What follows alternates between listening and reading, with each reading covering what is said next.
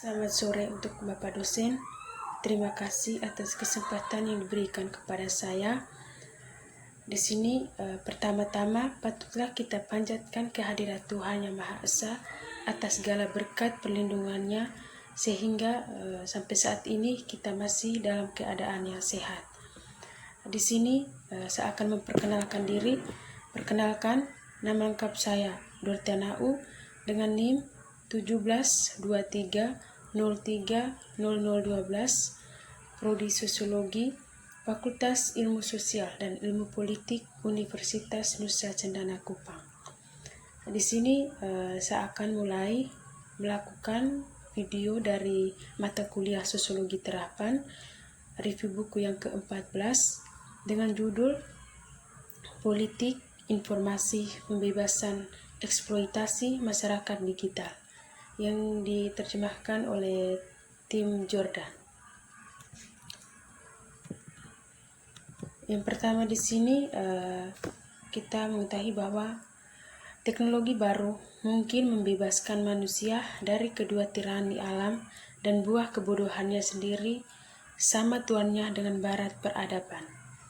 Dengan percetakan tekan laki-laki berpikir, penyebaran melek huruf akan menghilangkan ketidaktahuan, prasangka, dan teror kehidupan.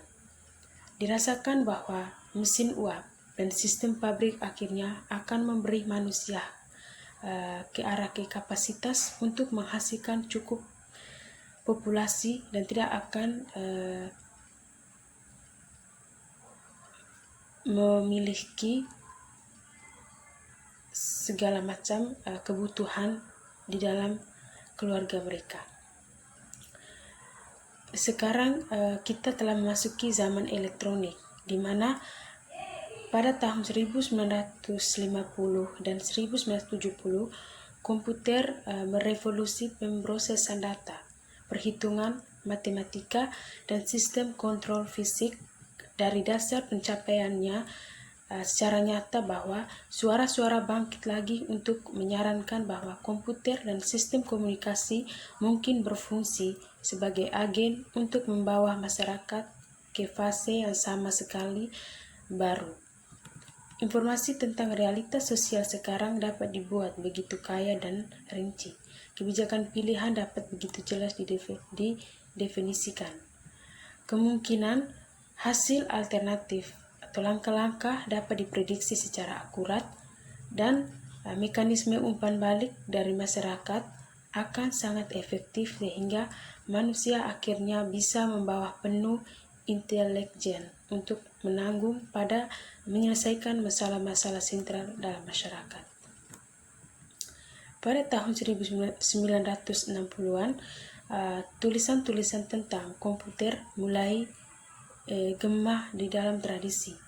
Di kalangan populer dan intelektual, alarm terdengar tentang masa depan privasi di zaman databan komputer selama dehumanisasi yang dibuat ketika transaksi komputerialisasi menggantikan hubungan tatap muka, dan tentang kemungkinan munculnya teknologi elit dengan kesetiaan yang tidak cukup untuk proses demokratis. Ketika tahun 1960-an sampai akhir, satu firasat muncul yang menarik semua yang bersama-sama dalam membawa keprihatinan populer untuk yang ultimatum akhir.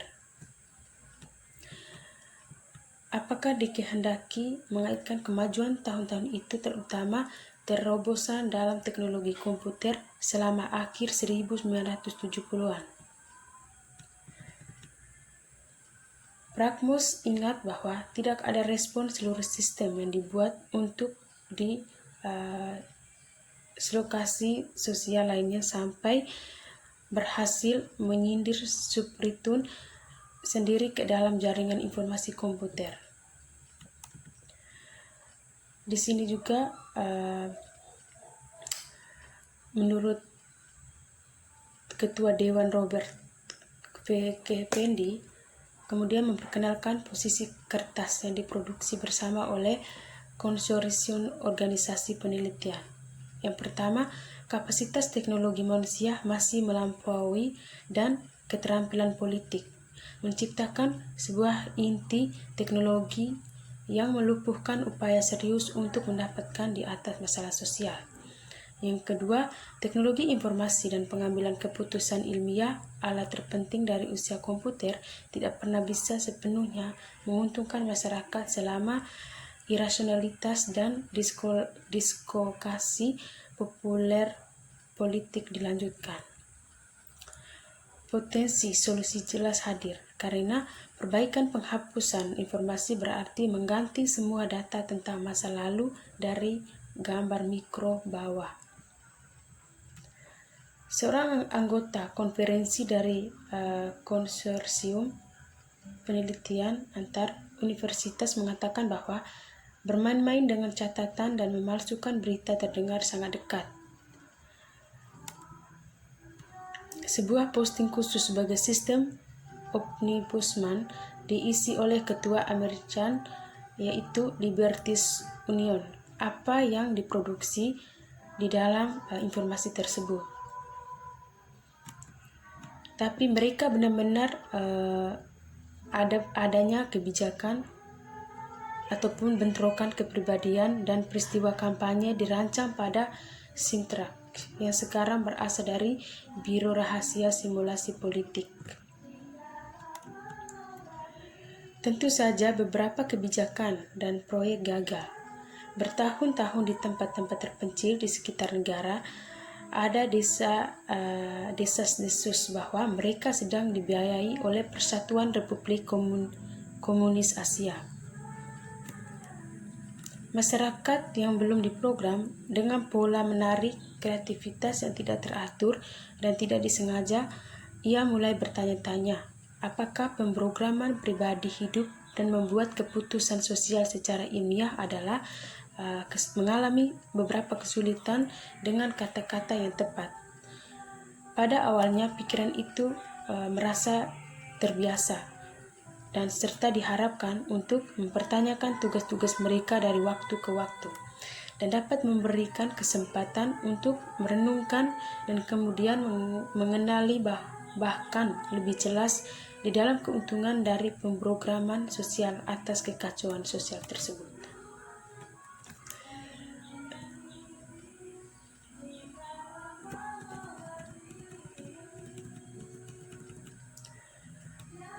Sama seperti di dalam cerita tersebut, ada yang menganggap secara teknologi mungkin bagi para elit politik untuk beroperasi secara sistem informasi multitrack dan berhasil setelah tahun 1987. Begitu juga merenungkan bahwa komputer mampu mengambil alih dari elit teknologi di beberapa dekade kemudian dan membuat secara relatif dan melacak simulasi tersebut. Dalam kisah Joneson, komputer mengandalkan semakin banyak untuk mencatat dan mengatur kompleksitas kehidupan ekonomi, sosial, dan politik di akhir abad ke-20. Kemudian, kekurangan daya berkembang melalui kombinasi kecerobohan manusia dan perjuangan untuk keuntungan di antara para ilmuwan komputer. Komputer pun berhenti dan bersama mereka di dalam kegiatan produktif dan menopang kehidupan. Sebuah masyarakat manusia yang telah berhenti untuk masalah itu sendiri dengan pengetahuan tentang bagaimana komputer bekerja tidak dapat memperbaiki sistem komputer. Di sini dapat dibutuhkan waktu yang lama untuk usia bencana besar untuk mengakhiri, tetapi manusia kembali ke titik awal dan komputer secara perlahan-lahan dimasukkan kembali ke dalam operasi. Ketika mereka pindah ke kecepatan yang tinggi, program komputer dan komponen analisis dihitung bahwa mereka tidak lagi mampu bergantung pada tender manusia. Mereka mengembangkan benar-benar dan menghasilkan diri sendiri dan mempertahankan diri sistem dalam jaringan komputer.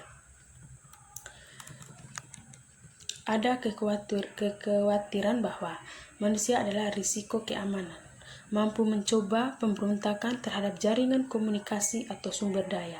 Tetapi Risiko-risiko ini telah begitu diminimalkan sehingga keputusan dibuat untuk menjaga manusia sama seperti manusia di dalam menyimpan sejumlah terbatas. Bahkan setelah penemuan mesin pembakar internal diaktifkan, manusia untuk membuang dengan tenaga seperti adanya tenaga dari binatang atau yang dimaksud di sini seperti kuda. Mesin data ingin menjaga manusia keluar kasih sayang untuk dalam hubungan simbiosis, dan sebelumnya manusia dan mesin yang menghasilkan peradaban mesin data. Sekian pemaparan hasil video dari saya. Terima kasih.